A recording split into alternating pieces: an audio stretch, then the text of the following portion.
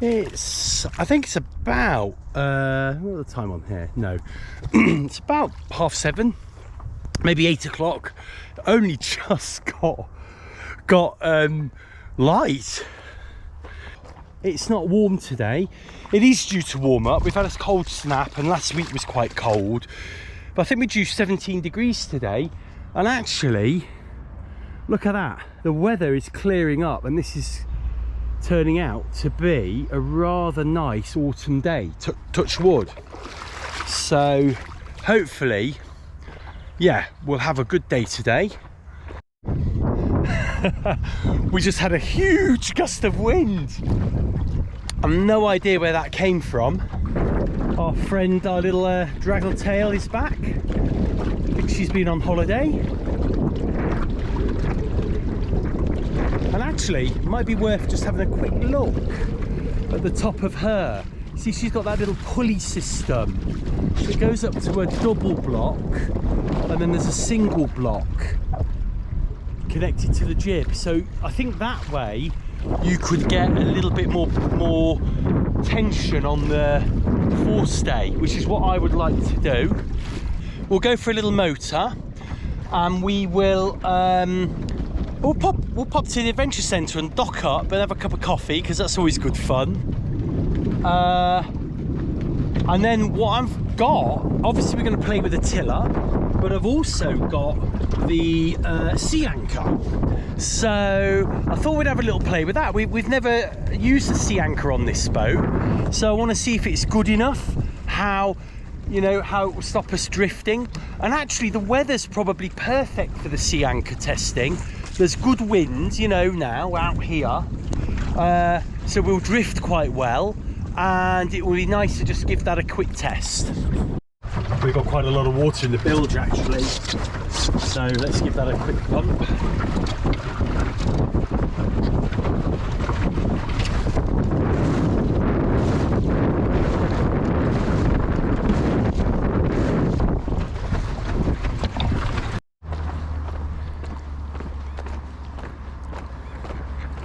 My little friends, these guys. Little dinghy, he's just launched from the shore here. We'll have a little sit down and enjoy a nice cup of coffee. So we're just motoring across the lake and I'm having a cup of coffee. It was so hot. I was going to be sat there for half an hour before it cooled down, so I thought I'd make headway. When you're motoring, you've got, you can have a cup of coffee. And we're making our way out. I'm going to aim for Market E, which is dead ahead of us. You may just make it out on the video. And we're going to have a little play. So first thing I think we'll do, so the wind is coming, if you look at the bridge over there, it's literally coming across the lake from that bridge, maybe to the White House. It's like a northern, almost a northerly wind. If anything, I think it said northeasterly. So I'm not going to do like an extensive test. I did a really big sea anchor test on the mirror dinghy last season, so you can go and look for that video. So we're only going to do a little quick play today. So we're letting the boat settle. This boat likes to kind of go broadside to the wind if she's adrift. And now you can see, look, here's B. So I'm just going to get, in here is a timer. How do we do that? Well, timer. These Android phones have so much. There we go. So look, we'll add on 10 seconds to the timer, and then we will do a rough guesstimate in 5 minutes how far we drift. Might be 5 minutes, might be a little bit less. We'll see. Once we've drifted about 200 meters, we'll come back and we'll set the sea anchor. It's really nice and windy, so it should be a good test. The other thing about this boat is she doesn't drift half as much as the mirror, because she's bigger, and it'll be interesting to see if this sea anchor will actually get her nose into the wind, which is interesting, because that's what you want when you're on the sea. So what I'm doing is I'm getting level with that house there, and I think we're about there. There's Boy B, and we are 3 minutes 43 minutes. We're nearly at the house. I just want us to be bang on. Oh wow, there's a wasp on my boat. Yeah, I think we're about there now. So it's 4 minutes that's taken. So let's stop this. How the hell do you do that? No, stop, reset. I'm just trying to get the sea anchor unravelled, so it's going to take me a few minutes, and then we'll motor back and we'll try it with the sea anchor. Oh, we drifted miles. It's just taken me ages to untangle this line. So we drifted way back, right nearly to the red house actually. So wings picked up a little bit, and actually the wind's coming from where we're, if you look at the digger behind the marker B, we're probably about in line where the wind, where we're going to drift. So I still think we're going to be okay to test the way we did. There we go, I think that'll do us. We're going to get the sea anchor out, we're going to let that set, and then we'll set the timer when we start to drift. Right.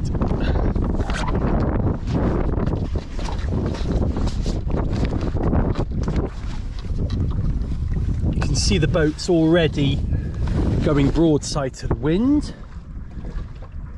We need that anchor to set. Sometimes you can give the line on the sea anchor a little tug like that, and it'll get it to open up. There you go. And I'm hoping I've untangled that right. Yeah, there we go. So we can see we're nearly at marker B. I wanted to just get this right. There we go. So we're drifting.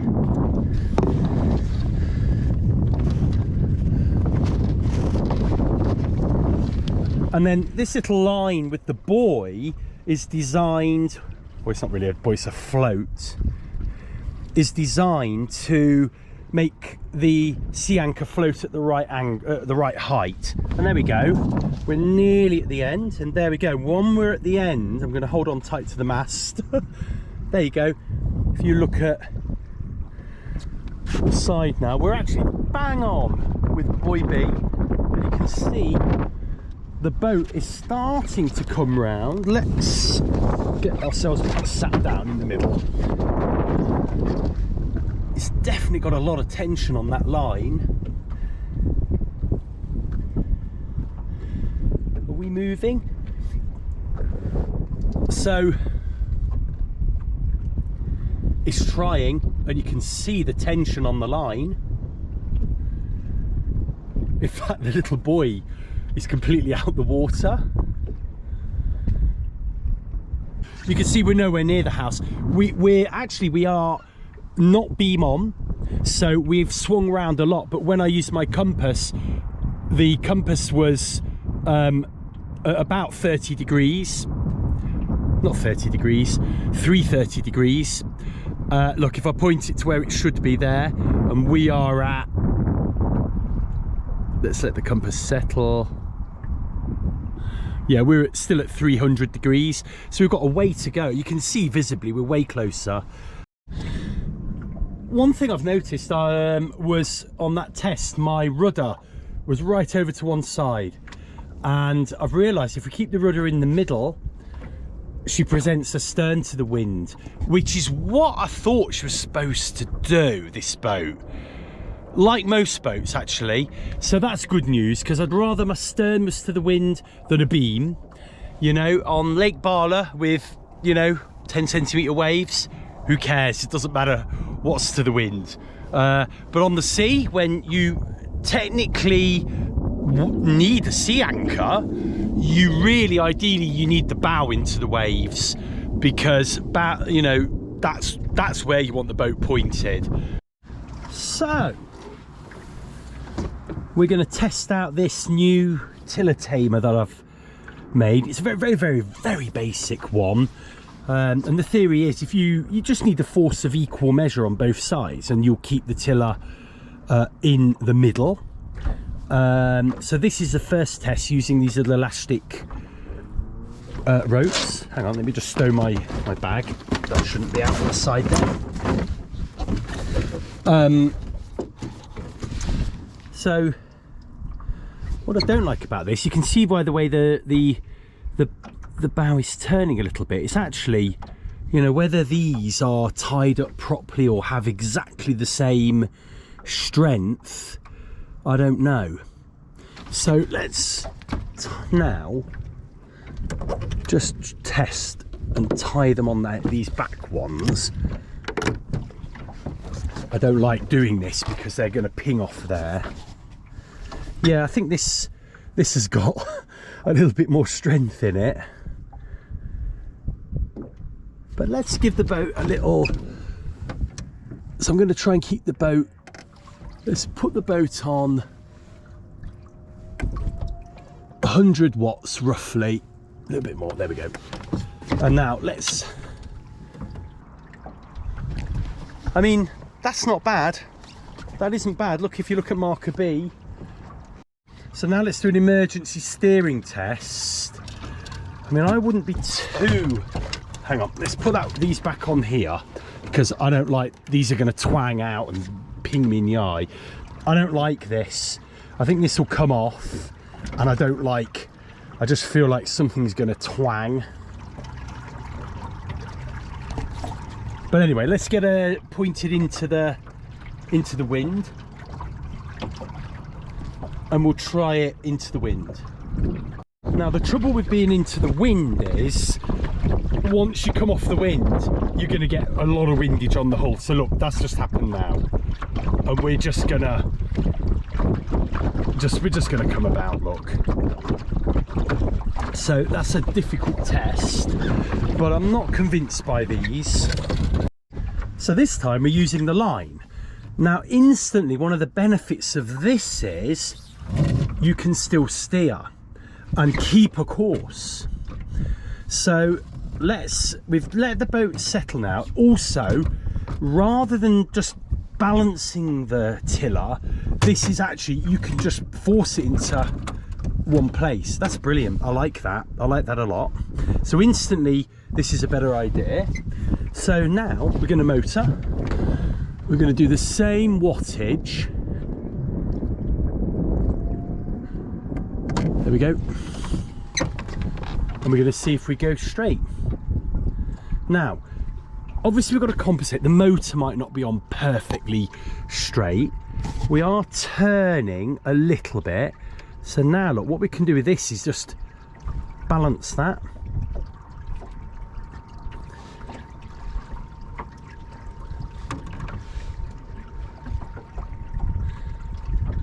Now remember, this is not so I can, you know, this is not designed to be my self-steering method. This is designed to give me, I don't know, 30 seconds would be beautiful to go up to the bow, to do something, you know, to sort my mizzen out, you know. So this is what this is for. If you can see, we were, you know, in between those two boats, the red cover and the white and the bright orange buoy. And we're doing quite well, actually, here. And I don't think, unless the wind's moved, I don't know. Now, what I love about this is, there we go. And I'm not touching the boat, and she can actually come about all on her own.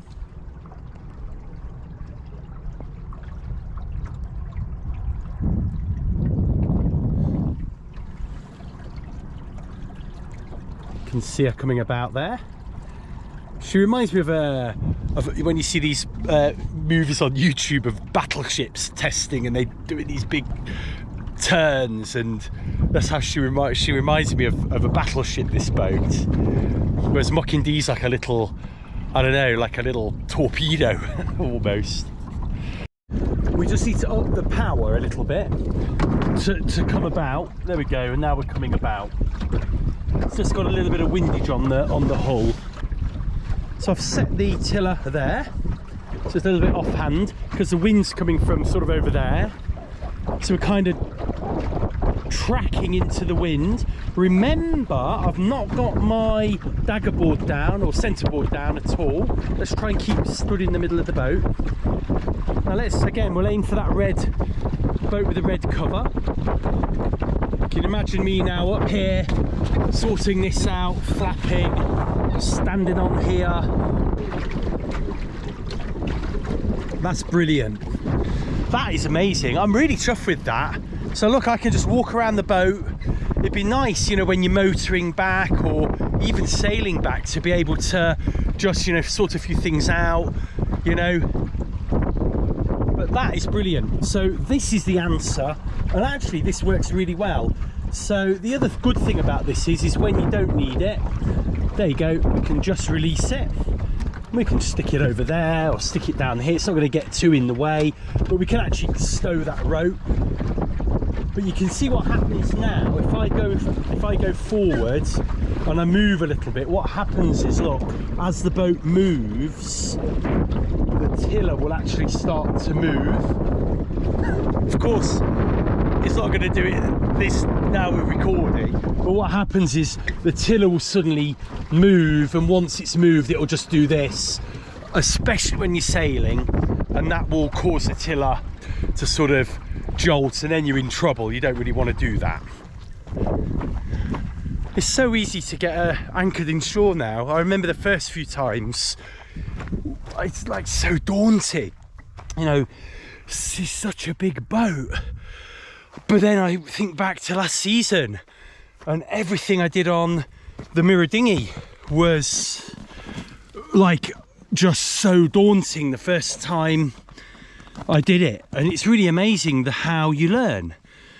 And now, like, I don't worry at all. I just throw her up, spin around, chuck out the anchor. I know exactly where the anchor needs to go and whatnot, and it's yeah, it's amazing how you learn. It really is. We got the gas on.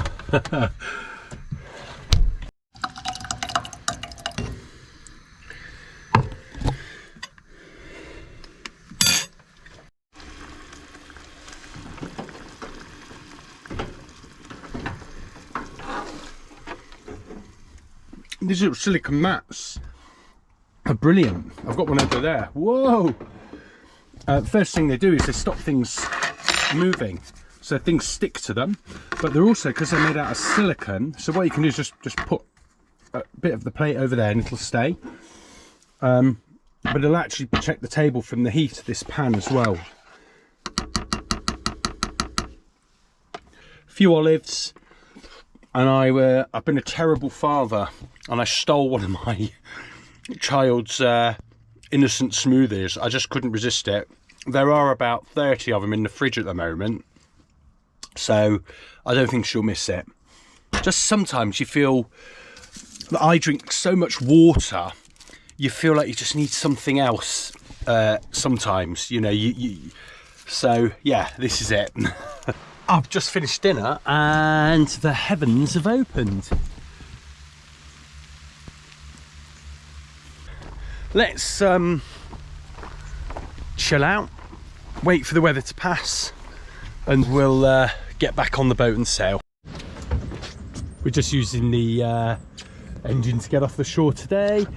The beautiful thing about this boat is that if you put the bow into the shore, then invariably the stern is in deep enough water for the engine to just take you off the, you know, with maybe a little push. So that's brilliant. There they are. It's nice weather for canoeing now. There's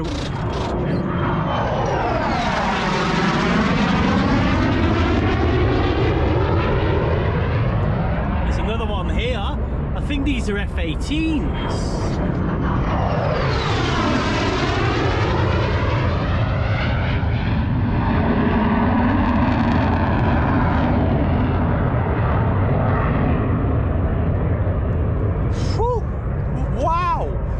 Those are the new fighters, I can't remember what they're called, F-35s. that the UK's just bought a load of, and they're to go on the aircraft carriers, the Queen Elizabeth II and the Prince Charles, I think it's called, the other one. So yeah, never seen those over here before. There you go, if you're into your fighter aircraft, there you go. So I haven't touched the tiller for 2 or 3 minutes actually since looking at those jets. I tell a lie, I just altered the course slightly, but as you can see, we're keeping a fair course, and I actually went right to the stern of the ship because the mizzen sheet was just caught around the boom. Wind is now picking up and we're motoring along at 3 miles an hour. So if you can get the balance right on the boat, you know, she'll kind of hold a steady course. So I'm walking to the bow of the boat here, look. We're aiming for that buoy over there, or the marker, number 4 I think it is.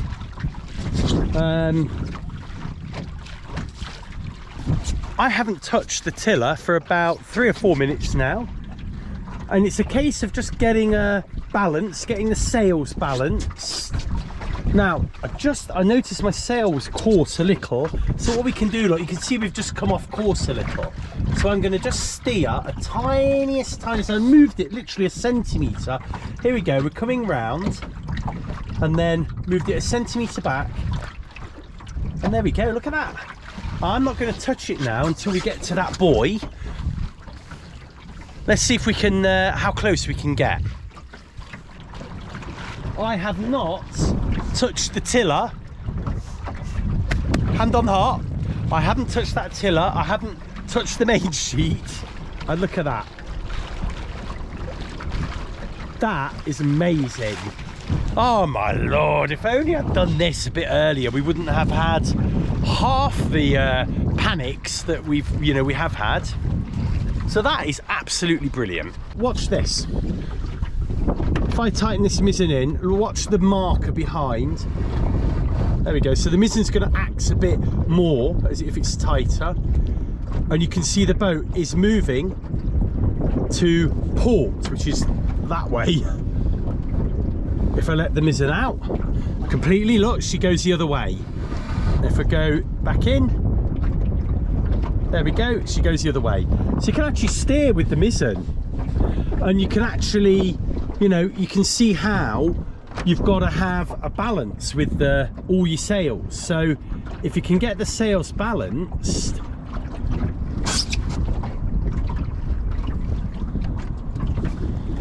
the boat will sail herself, almost. There's some paddle boarders over there. You may just be able to see them. And look, you can see I'm still sailing. It's a little bit tricky to set the tiller up this time. The wind has definitely dropped, but we are sailing in roughly the right place. And more to the point, we are able to, you know, I am able to move around the boat, do stuff.